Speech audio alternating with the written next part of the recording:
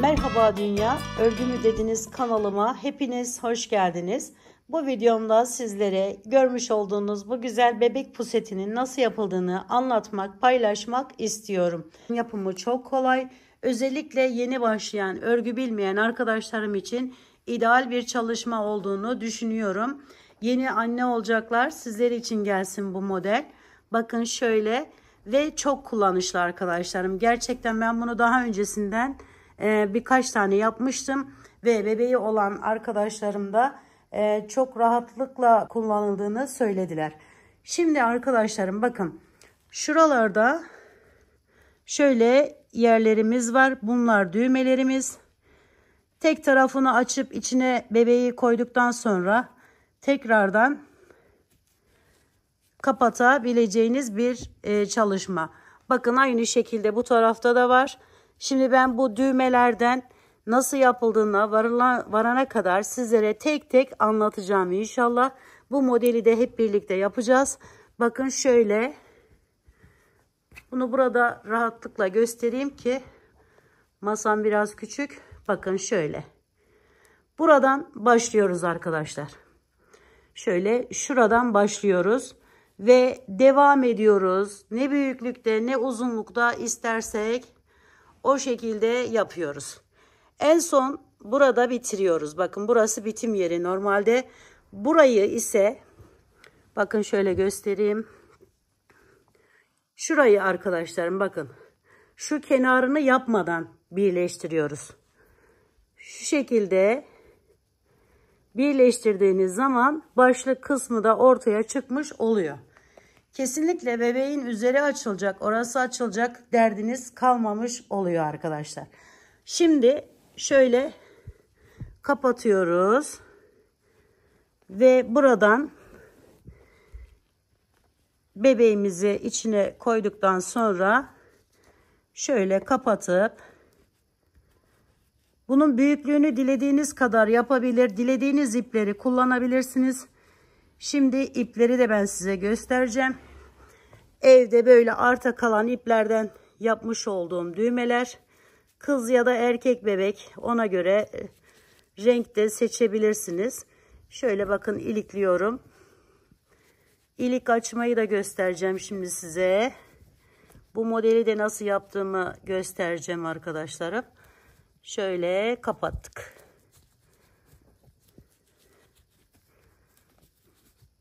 Evet ve böyle güzel bir çalışma ortaya çıkmış oluyor.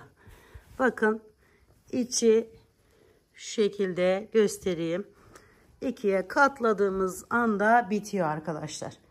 Diğer battaniyelerde kare olan battaniyelerde genelde sarmak için ya da işte başına bırakmak için zorluk yaşıyoruz.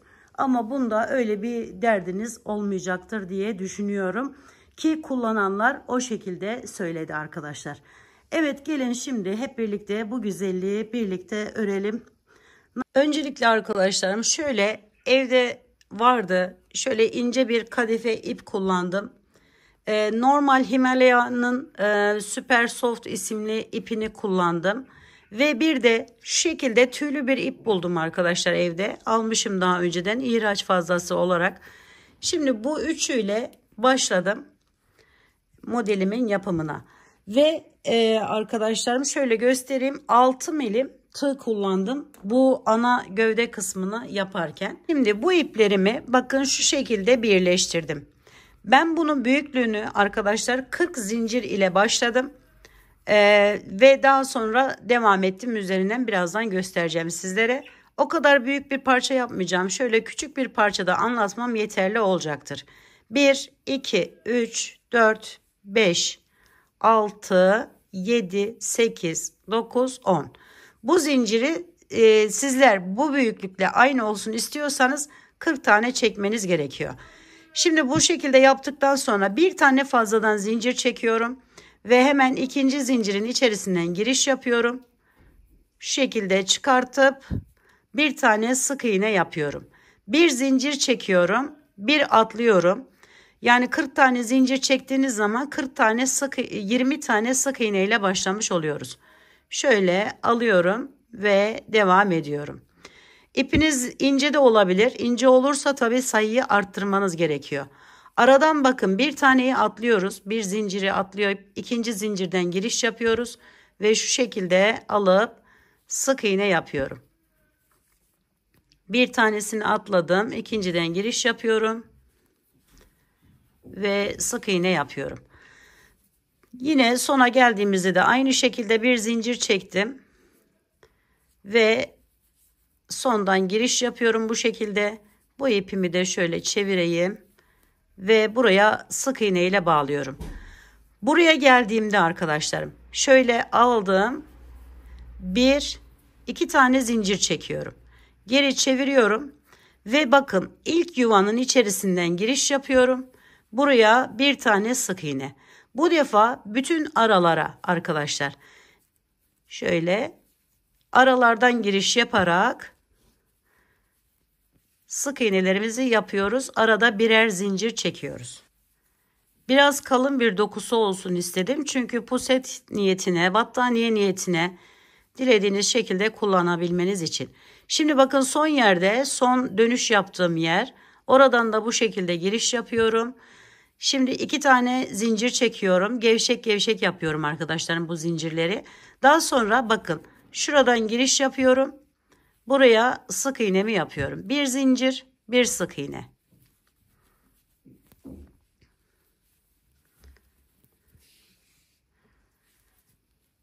Bu kadar iple uğraşmak istemezseniz kalın ipler alıp böyle bebek ipleri var arkadaşlar. Onlardan alıp yapabilirsiniz. Dilediğiniz her türlü ipi kullanabilirsiniz daha doğrusu. Şöyle yaptım. Şimdi yine 2 zincir çektim. Geri dönüyorum ve ilkinin içerisinden giriş yapıyorum. Ve bu benim en kısmı, yani şöyle oluyor arkadaşlar. Şimdi devam edelim. Bir miktar yükselelim. Ben şu kısmını da göstermek istiyorum sizlere nasıl yapıldığını.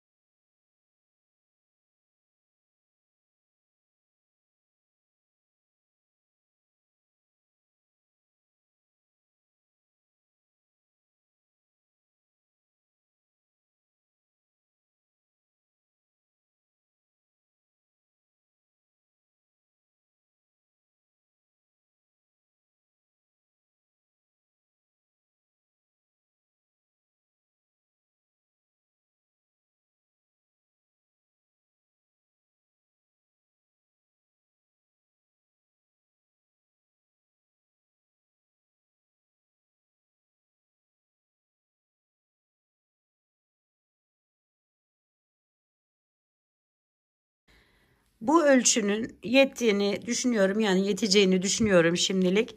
Bunu dilediğiniz kadar büyütebilir ya da küçültebilirsiniz. Şimdi burayı birleştirerek bir şapka kısmı oluşturup burayı da şöyle yapınca bakın pusetimiz hazırlanmış oluyor. Kenar kısımlarına gelince arkadaşlar, şimdi kenarında bakın lastik gibi yerimiz var. Bunun yettiğini düşünelim. En son bir tane zincir çekiyorum. Ve bir şöyle içerisinden alıyorum. Sık iğneler ile devam ediyorum. Bir buradan alıyorum bakın. Bir şuradan çok böyle dalgalandırmadan hemen yanından sık iğneler ile devam ediyorum.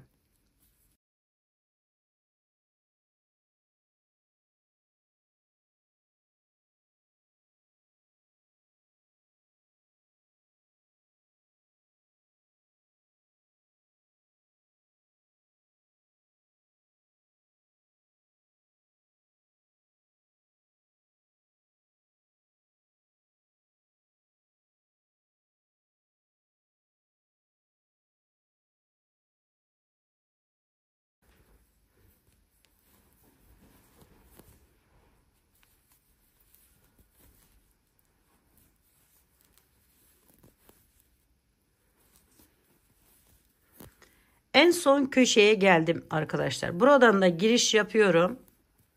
Şu şekilde.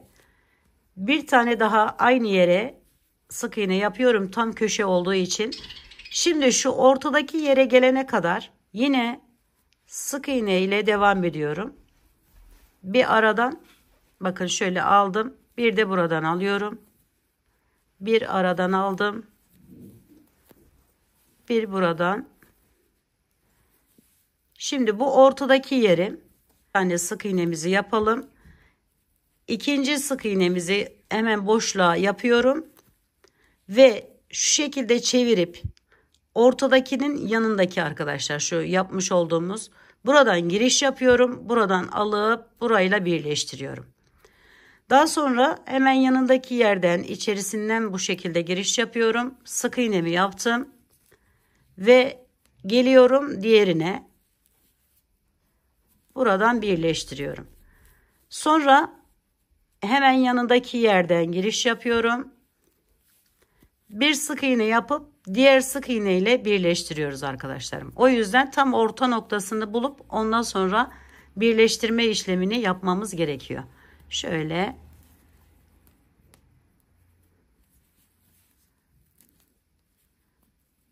Şimdi en son kenar kısmı kaldı. Oradan da aynı şekilde bakın giriş yaptım. Sık iğnemi yaptım. Diğerinin de son yerinden giriş yapıyorum. Ve şu şekilde bir görüntü elde ediyorum. Bakın şapka kısmını tamamlamış olduk. Şimdi sık iğneler yaparak devam ediyorum yine.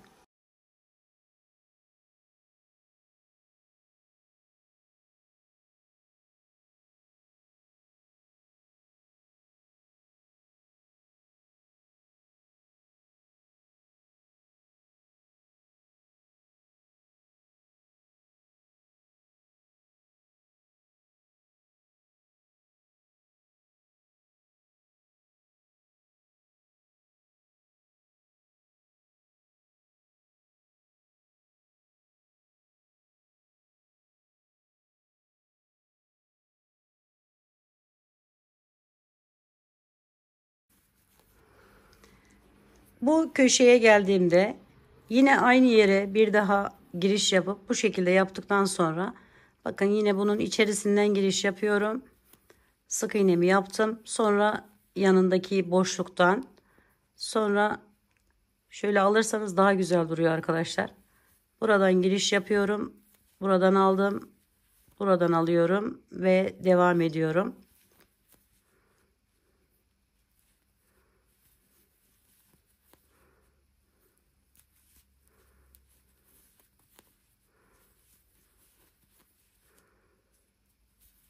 Son olarak buraya geldim. Şimdi şu iç kısımları var arkadaşlarım. Bakın şöyle içinden V olan yerin ortasından giriş yapıyorum. Böyle yaptığınız zaman böyle iki şiş ile yapmış gibi oluyor. Sonra yanındakine geçiyorum. Ve buraya fazla zamanınızı almayacağım. Bu şekilde çeviriyorum bir sıra daha. Diğer üçüncü yani bunu o şekilde yaptım. Üçüncü sıraya geldiğimde ise bunu üçüncü sıra olarak farz edin. Buraya 2 zincir çektim ilik açmak için. 2 zincirden sonra bir tanesini atlayıp diğerinin bakın yine aynı V'nin içerisinden giriş yapıp buraya sık iğnemi yaptım devam ettim. Benim bunda 10 tane aralarda arkadaşlarım 10 tane yerim var. 10 şeklinde iliklerimi açtım. 4 tane düğme yaptım orası için. Şimdi birinci yeri yaptık. Hemen bu köşeye bir tane yapmanız gerekiyor. Şurası için. Şurayı yapmış olduk. Şimdi devam ediyorum. Şöyle.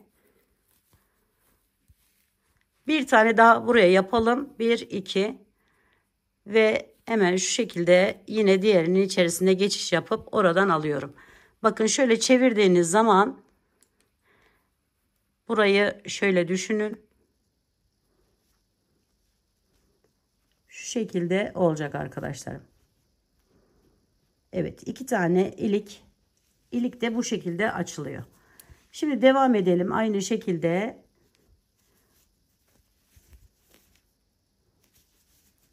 İç kısımlarından alarak devam ediyoruz.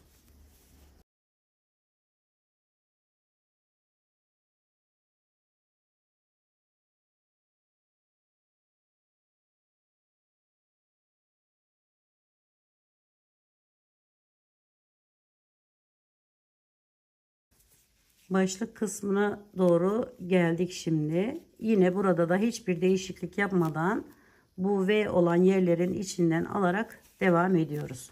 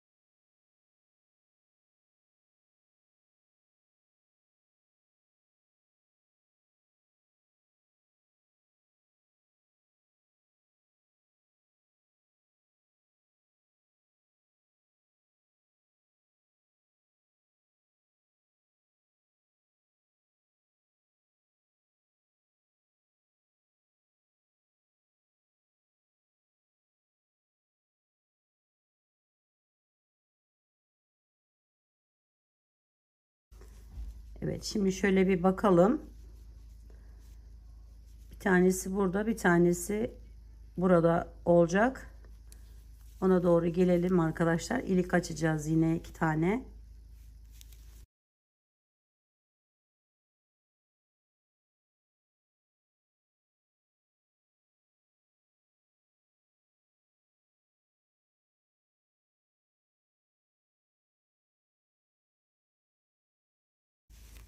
Diğerinin karşısına bir tane daha yapalım ve diğerinin karşısına bir ilik daha açalım. Şöyle geldim. 1 2 zincir çektim. Bir tane yerimi atladım. İkinciden giriş yapıyorum. Arada diğerinde kaç tane bakalım sayalım hemen. Şöyle 3 tane yapmışım. Birinciyi yapmış oldum. 2 ve bu da 3. yerim. Yine 2 zincir çekiyorum. Zaten köşeye geldim. Bakın bir tanesini atlıyorum. Diğerine geçiş yapıyorum. Ve buradan devam ediyorum yine.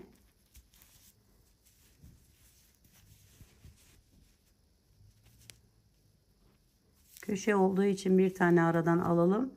Sonra yine aynı şekilde devam edelim arkadaşlar.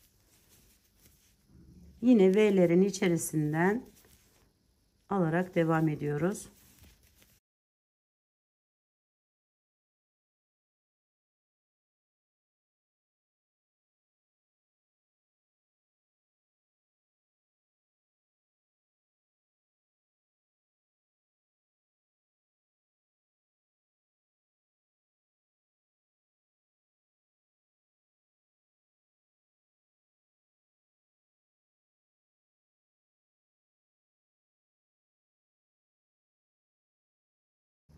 Evet, köşe olduğu için yine aldım.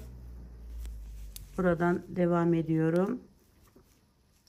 Şimdi ilik yerinin hemen bir öndekini bakın böyle aldım. Daha sonra bu ortadan giriş yapıp bir tane sık iğnemi yapıyorum. Sonra buradan giriş yapıyorum ve buraya bir tane sık iğne yapıyorum. Ve böylelikle bakın ilik açmış oluyoruz. Yine bu şekilde devam ederek 2 sıra şeklinde yaptım arkadaşlar ilikten sonra. Yani toplamda 5 sıra. 3. sırada ben ilik açtım. Şöyle devam edip bu kısmını da bu şekilde tamamlıyoruz.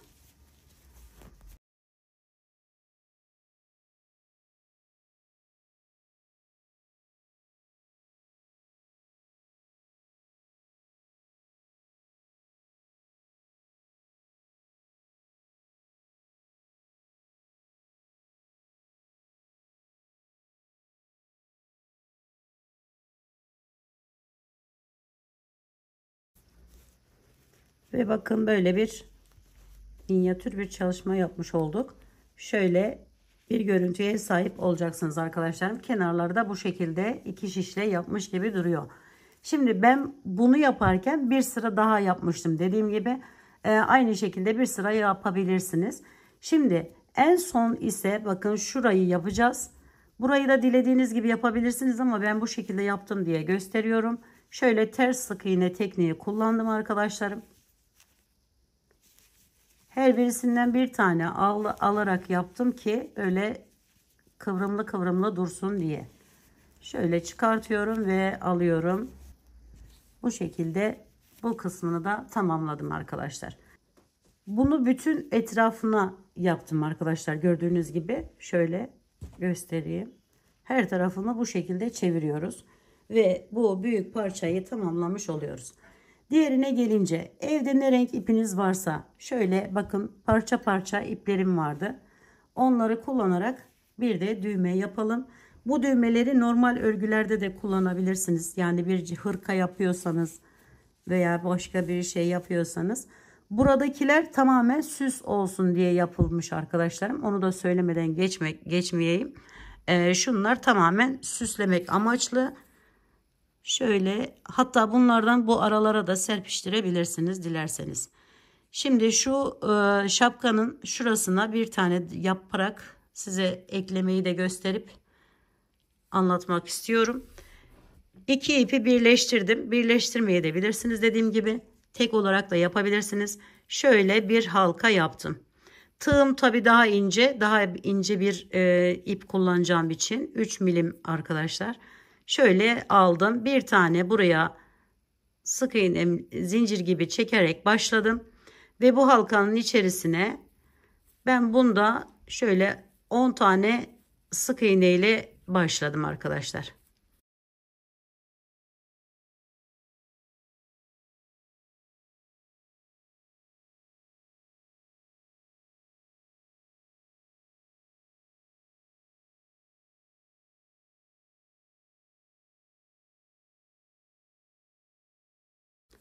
Şimdi daha küçük bir düğme yapacaksanız 10 değil daha az sayıda yapmanız gerekiyor. Ve bu ilk başlangıçta yapmış olduğumuz halkayı biraz daha küçük yapmanız gerekir.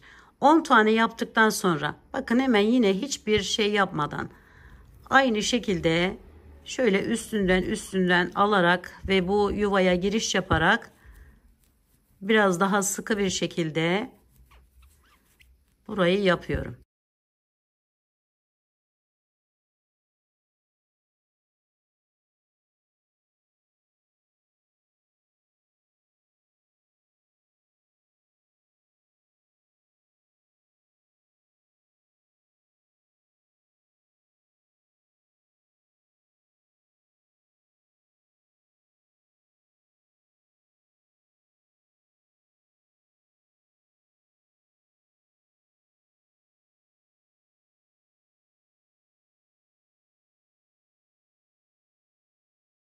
Ve arkadaşlarım bakın küçük bir düğme şeklinde elde ettim.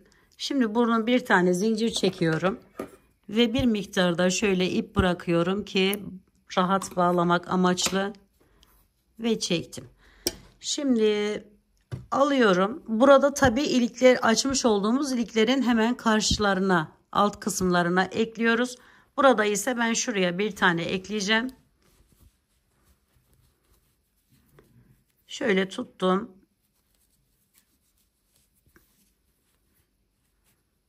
Bunu iğne yardımı ile de yapabilirsiniz. İğneyle uğraşmak istemiyorsanız bu şekilde de yapabilirsiniz. Şimdi bir tutunduktan sonra hemen şöyle giriş yapıyorum herhangi bir yerinden. İnanın hiç önemli değil. Kendinizi sıkmayın yani. Bunu buraya ekleyeceğiz bir şekilde. Şöyle tuttum, çekiyorum biraz. Ve arkadaşlarım, buradan giriş yaptım. Hemen bir üstünden çıkartıyorum şöyle. Alta indiriyorum buradan. Şöyle bir giriş yaptım tekrar. Bunu buradan aldım, çıkartıyorum.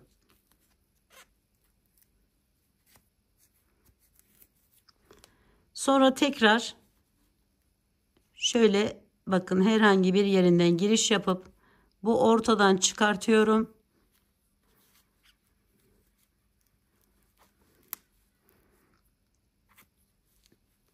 Şu şekilde bunu buraya tutunduruyorum.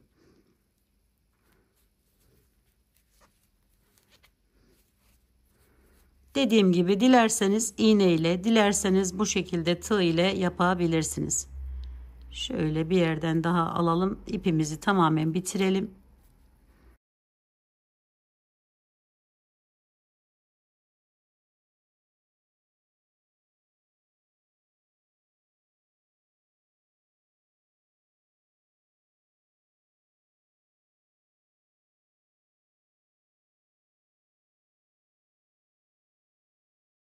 Evet, böylelikle bunu da buraya eklemiş olduk arkadaşlarım.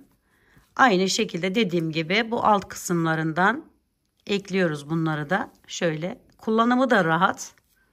Görünümü de dilediğiniz renkle yapabilirsiniz. O da bir ayrıcalık. Biraz da ölçülerinden bahsetmek istiyorum arkadaşlar. Şimdi pusetimizin normal bitmiş halindeki uzunluğu 72 santim. Eni şu kısmı 40 santim.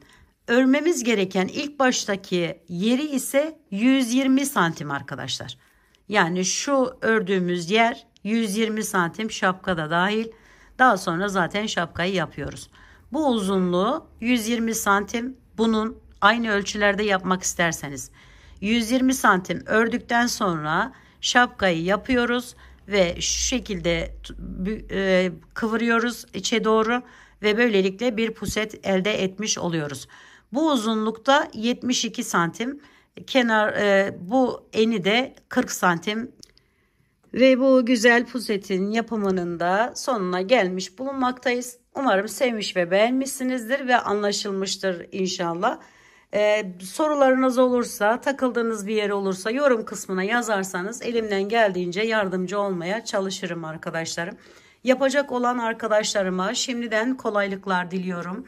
Örgümü dediniz, kanalıma abone olmayı, beğenmeyi, yorum yapmayı, paylaşımda bulunmayı unutmazsanız çok mutlu olurum. Bir dahaki en güzel, en değişik, en farklı örgü modellerinde görüşmek üzere. Hoşça kalın, sağlıkla kalın, Allah'a emanet olun arkadaşlar.